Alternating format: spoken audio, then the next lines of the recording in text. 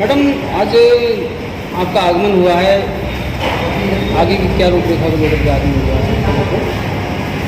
इतने दिनों से किसान आंदोलन चल रहा, सभी को पता, पूरे देश को पता, कोई नई बात नहीं हो रही। इनके समय में बहुत आंदोलन चले, तो उस आंदोलन को सक्षम करने के लिए, किसानों की समस्या का समाधान करने के लिए अब हमें ऐसे जाना ही होगा। विधानसभा में मान लीजिए, आसपास के गाँव में मान लीजिए, तो कुछ लोग हमारे ऐसे हैं जो समझते हैं, कुछ लोग ऐसे हैं जो नहीं समझते, जो पढ़े लिखे नहीं है, मान लीजिए सीधे किसान कह सकते हो आप उनको, तो वो लोग नहीं समझते अभी कि किस समस्या की वजह से किसान वहाँ बैठा हुआ है, किस समस्या से वो जूझ रहा। प्लस एक और से रोजगार। अब हम लोग किसान आंदोलन को सपोर्ट करने गए, लेकिन बाद में पता चला ना कि प्रदेश में, देश में कितनी समस्या है। जब हम किसी चीज़ से जुड़ जाए तो हमें पता लगती रहे। तो उसी तरीके से रोजगार की भी समस्या, अब मैटर बहुत ज़्यादा हो गया, इनसे दुखी भी बहुत ज़्यादा हो गए, मैटर बहुत ज़्यादा हो गया। महिलाओं को लेकर, बलात्कार को लेकर आप वो आंकड़े लगा लीजिए, महिलाओं के सम्मान को लेकर के लगा लीजिए, जिसमें मतलब न्याय नहीं मिलता। आपको पता, पहले बलात्कार हो गए, सजाओ में ही, भुजा में ही, फटाकसू, चाहे 4 महीने में, 2 महीने, लेकिन अब जो जिनके बलात्कार होगा उन्हीं को हॉस्पिटल अच्छे से नहीं मिल पाते, उनको ही जला करके मार दिया जाता है। तो समस्या ज़्यादा बड़ी हो गई, विकराल रूप हो गए। तो ये प्रयास है जगह जगह जाने का कि अगर अभी तो इनका दूसरा कार्यकाल है सत्ता का, ठीक, और इन्होंने अपने आप को इतना मजबूत बना लिया, किस तरीके से जिला पंचायत के, बीडीसी के चुनाव करे गए, आपको पता, देश ने देखे धरपकड़ किस तरीके से करी, ठीक। तो अगर इन्होंने अब की बार और ये आ गए तो फिर हम पे इनका काबू पूरा हो जाएगा। अभी तो हम आज़ाद है ना, हम वोट नहीं दे सकते, क्या पता ये इस तरीके का करके उत्तर कोरिया की तरह शासन लाना चाह रहे हो, ताकि हम वोट देने का अधिकार भी खो दें। तो उसी से पहले जगह जगह रुख करना पड़ेगा, विधानसभाओं में भी जाना पड़ेगा, लोगों को समझाना पड़ेगा, ये बात है। पूनम जी, आपने ट्रैक्टर रैली पहले निकाली और कल फिर से बाइक रैली निकाल रहे हैं, तो क्या लगता है इस सबसे सरकार पर कोई असर पड़ेगा? जो पहले ट्रैक्टर रैली का मैंने आगमन किया वो बहुत अच्छी रही। ये ट्रैक्टर रैली 26 जनवरी के बाद की रैली है, जो यहाँ से तकरीबन 3000 के करीब ट्रैक्टर गए थे। उसमें गुरनाम सिंह बाबा जी भी थे, यहीं से हैं वो, पूरनपुर की तरफ से।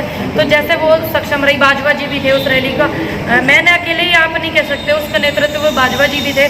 तो शांतिपूर्वक जिस तरीके से हुआ, इसी को शांतिपूर्वक करते रहेंगे।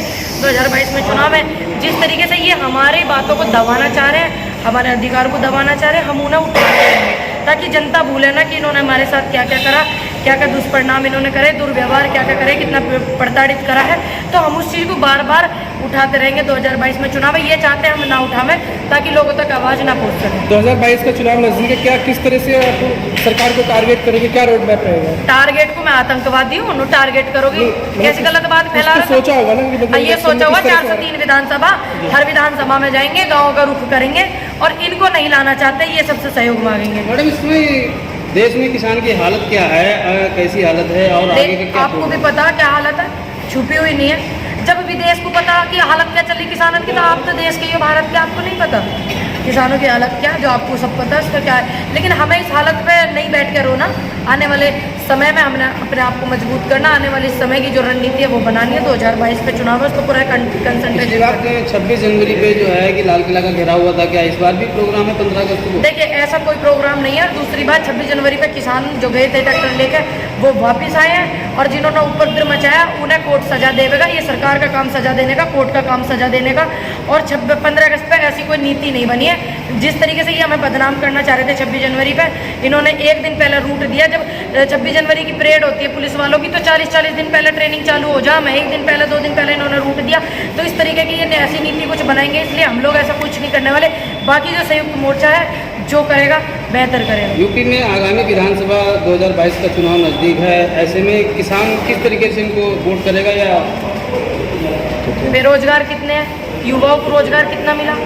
यूपी में कोरोना महामारी फैली थी, कितनों को न्याय मिला, कितनों को इंसाफ मिला, कितनों को ऑक्सीजन मिली, कितने बच्चे शिक्षित हो रहे हैं, कितने हॉस्पिटलों में पढ़ रहे हैं, कितने 5 किलो राशन में पढ़ रहे हैं, और कितने 50,000 महीने की फीस में पढ़ रहे हैं बड़े बड़े आदमियों के। इस चीज़ पर, शिक्षा के आधार पर, बेरोजगारी के आधार पर, ठीक, और महिलाओं के सम्मान के आधार पर इस पर वोट डलेगा। धर्मवाद पर कोई वोट नहीं डलेगा।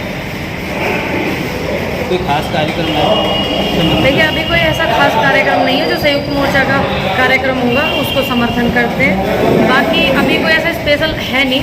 और यूपी में जो है जगह जगह पंचायतें होंगी, माहौल जो कलकत्ता में चुनाव थे वेस्ट बंगाल में, वो वाला माहौल करा जाएगा यूपी में, ताकि ये लोग ना आए। 2022 में आगामी चुनाव है विधानसभा का, इससे संबंधित किसान मोर्चा है, क्या भूमिका निभाएगा? जैसे वेस्ट बंगाल में निभाई थी वही भूमिका निभाएगा।